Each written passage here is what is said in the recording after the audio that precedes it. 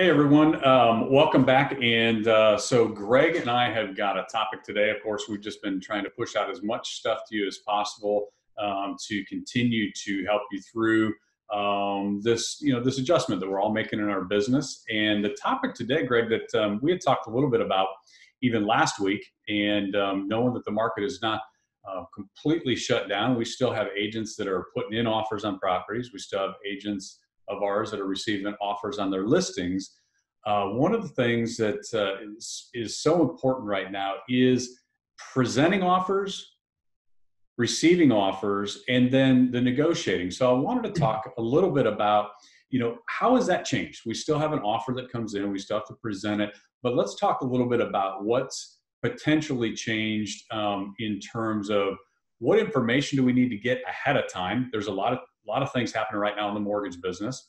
And mentally, how do we need to prepare when we're presenting offers? What's maybe going through your mind? What's the buyer's mind, the seller's mind? Let's just kind of open it up and talk about all the different things that are happening so that when you get a deal, the possibility of getting it together, we can get it negotiated and get it closed. Yeah. One of the first thing that comes to my mind is, let's just say that you have a listing or you're working with a buyer, either way, and you receive a prequalification letter. If that prequalification letter is over 4 or 5 days old, yeah, it may not be valid anymore. There are some things that have shifted in the mortgage industry that a lot of agents haven't, that they don't know yet. The information is just it's not publicly out there that much. Mm-hmm. It's starting to drip out there. There's some things in, like with loans that are going to be backed by the government. There's some shifts in the credit scores that they will now approve versus disapprove. And various banks, could manage their own risk by setting their own rules, where one might only underwrite loans and do loans and approve you if you've got a 700. But before, it might have been a 680 or it might have been a 640 credit score. Like, there's a lot of things changing, and it's not necessarily uniform against the industry. It really has a lot to do with the individual lending institution, the mortgage institution. For instance, jumbo loans. There's been a lot of changes on jumbo loans. So if you've got a pending, or if you're getting an offer on a property and somebody gives you approval and it's a jumbo loan, and the pre-qualification letter or even the approval letter is 2 to 3 weeks old, I would probably build into the negotiations that it's contingent upon them getting another one, a newer one. And it's just to protect everybody that's involved. Mm-hmm. Even if you're working with a buyer and you've got buyers that you have pre-approval letters on, you may not know that some of those pre-approvals are no longer approved. Yeah. So that would be one. That's the first one that comes to my mind. What about you? Yeah. Well, the other thing I think is, if you had almost a checklist, I can imagine a checklist now as a buyer's agent used to be: get the earnest money check, get the pre-approval, get the pre-qualification, get all the contract filled out. I think the things that you have to add to it now are if you're not dealing with somebody on the buying side that you can actually pick up the phone and talk with personally, who's that mortgage originator, the loan officer, and that person, then I think you probably need to find that person right now, because things are changing so quickly.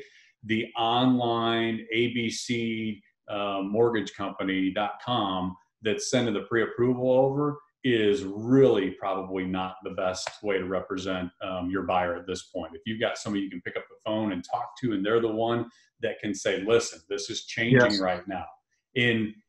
I think we always kind of do that because we want to get them the best rate. We want good service, but we tend to just take that as, well, it's a step. We just got to get the pre-qualification.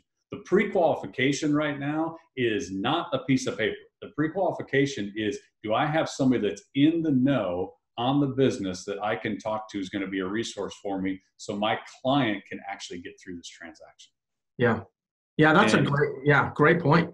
Yeah, and then I think the other part is, and maybe we can shift gears. I'm gonna put you on the spot and ask you, don't be Greg Harrelson, don't be Brendan Payne right now. Just be an agent right now in the business, and you've got a listing, and you actually get an offer on the listing. What's the first thing that potentially comes to your mind today when you get an offer? Okay, and about the buyer and about the offer itself before and you I'm even. not me and I'm not you. You're not me and you're not you. What's the price? We're listed at 330,000 and the offer comes in at 300. Yeah. Oh, well, you know, there I'm just afraid, oh my gosh, my seller's not going to take that. Yeah. And oh my God, what do you think about the buyer? What's their motivation right now for putting in an offer? Oh, they're just trying to get a deal. They're just out there fishing for a deal, lowballing offers, right? Yeah, they're just lowball offers. So is that a stretch, or do you think that's happening right now in people's minds? The agents, no Yes. question, I believe that that's happening in their minds. Absolutely. Do you think that when you pick up the phone and call your seller, that when they hear they're getting an offer before they've seen it or gotten the offer, that they are like, no one's writing offers. This is going to be a lowball. This is going to be some bottom feeder. Is that not happening in their minds? Yeah, no question that's happening. Okay, so that's what we have to work through here. That's the mental part of this game right now that is going to be critical to actually get the deal together. You've got a buyer, a seller, a buyer's agent, and a listing agent most of the time, and 4 sets of emotions. And the only ones that you can control are your own.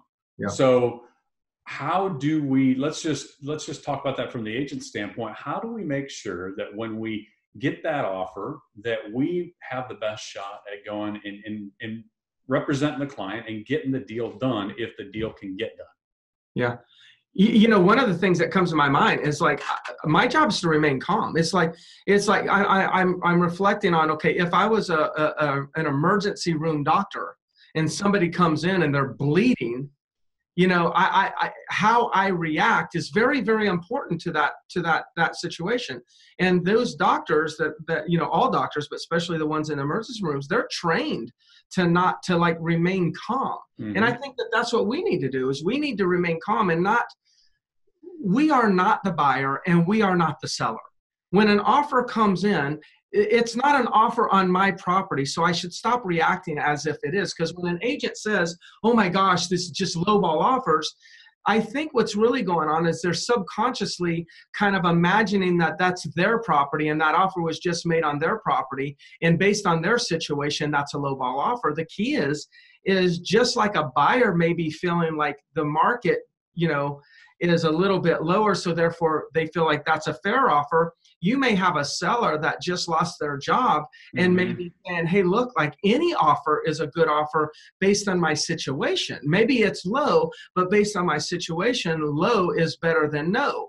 But we don't know. So when we're reacting and you know, with our emotions, we're pretty much becoming the problem of the transaction. We become the reason why we can't put deals together. Now, not every offer, as you're describing here, this hypothetical, is going to be put together. Mm-hmm. But if we had 10 of these situations, probably 4 of them work today and 6 of them don't. Mm-hmm. And the ones that, but if the agent's reacting, then probably 9 out of 10 don't work. Yeah, absolutely. You said, I think the agent sometimes puts themselves in the position that they're the one getting the offer, and so they're taking it personally. I think a lot of times, I agree with that. That could happen. I think the other scenario that they put themselves in is, this is me making the offer to my seller. And like, oh my gosh, I can't present this to him. Like, I'd be foolish to present this to him. Well, you're in the game as one of the messengers. So just remember that. And it's not you presenting the offer to them. You know, you just got to keep moving forward. That's a good point. Yeah. So technically, like on the technical side, a couple of things that I think have changed right now. One of our agents got an offer via email this morning from another company, and I thought the presentation of the offer was incredible. It was really, it was awesome. So what they hit in there, of course, they got the offer, they got the earnest money check, they got all this stuff that has to go in there.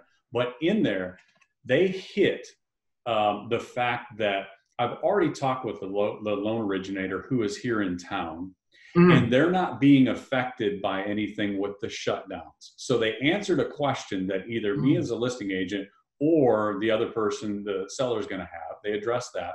They also addressed, I've added a little bit more time in there for us because of everything that's going on right now, if we need it. So it's at whatever, a 55-day closing just in case. But just so you know, my buyer would like to close as soon as your seller's time frame works and we can get the final approval.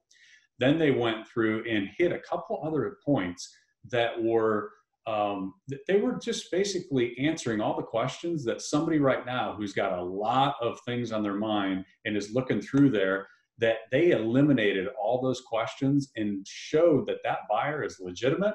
They've done every piece of homework that they could up to this point, and this has as good a shot of getting to the closing table as long as we can get the thing negotiated. It's got as good a shot as any.